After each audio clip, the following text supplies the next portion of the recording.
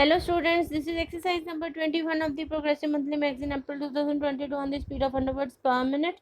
Start. Sir, last one which the finance minister has indicated in his budget speech, and coming to the finance bill, I would like to make some preliminary remarks. The previous speaker, the honorable member, compared India's performance with the performance of some other countries. We are accustomed to it.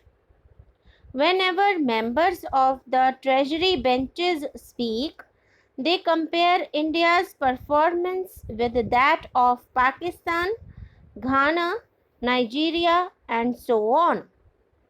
I think it is most irrelevant. India cannot be compared with Ghana or even with Pakistan. India's industrial base, its resources are not comparable to any of these countries. Even such comparison is done on a very convenient basis. Even if you compare India with those countries, you will find, for example, the percentage of literacy in Ghana and in some of the African countries quite different. The literacy is much more there than in India, but no one from the treasury benches points it out. As regards per capita income in Ceylon, which is a much smaller country than India, is higher than in India. If you compare them in totality, not only in respect of inflation or some other aspects of economy. Anyway, if at all India is to be compared, India should be compared with China. But nobody is comparing India with China. China is referred to only in respect of productivity. Otherwise, nobody refers to the development in China.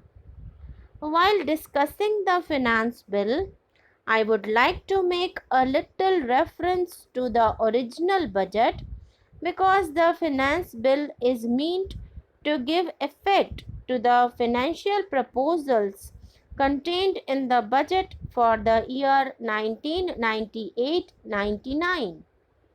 It is the general thinking of the people, and it is also an accepted theory that the budget of the government reflects the economic policy of the government.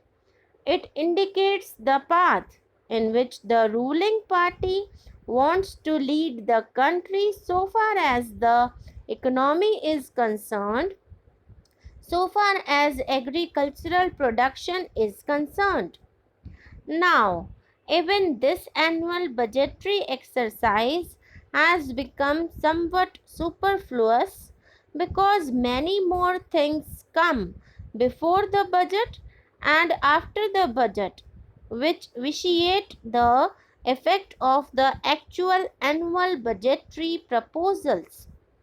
This year, before the budget was presented to Parliament, the government came out with proposals for hikes in administered prices, and it amounted to more than 3,000 crores of rupees. Now, after that, the budget was presented, and now we are discussing the finance bill. The whole thing is to be repeated. It is quite possible that after the parliament session is over, the government will again come out with proposals for hikes in administered prices for 1,000 or 2,000 crores.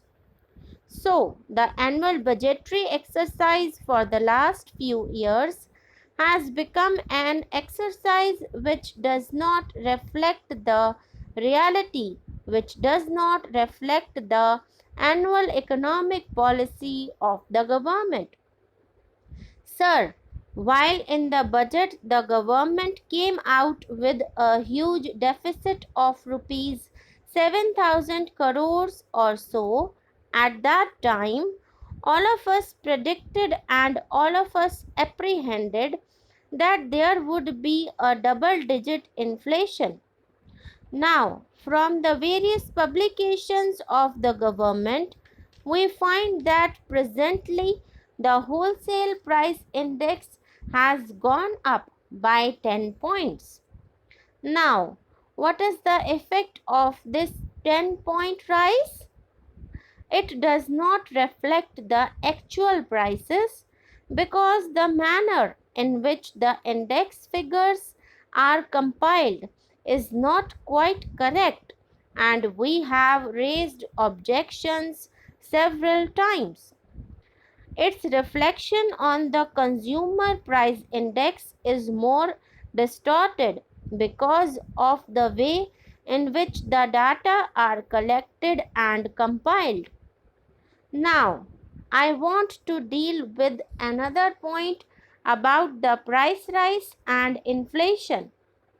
The earlier speaker compared with other countries, but I feel that even this 10-point rise in the wholesale price index would be much more, and its effect on the consumer price index would be much more. What I want to bring to your notice is that whatever figures the government dishes out to us, I am not in a position to believe in those figures. It is because of the fact that the manner in which they are collected and compiled gives a distortion. That is my point. Even this increase by 10 points or 9 points or 10.4 points would have been more had there been much more consumption by the people. What is the purchasing power of the people? All the people have not got the purchasing power. Under consumption of the rural masses, under consumption even of the city poor, have helped the government in maintaining the so-called 10-point rise. Had there been more consumption by the masses, the inflation rate would have been much more. That is my point. So, the government is benefited by this underconsumption and lack of purchasing power of the poor masses, both in the rural areas and in the city areas. This is one of the redeeming features.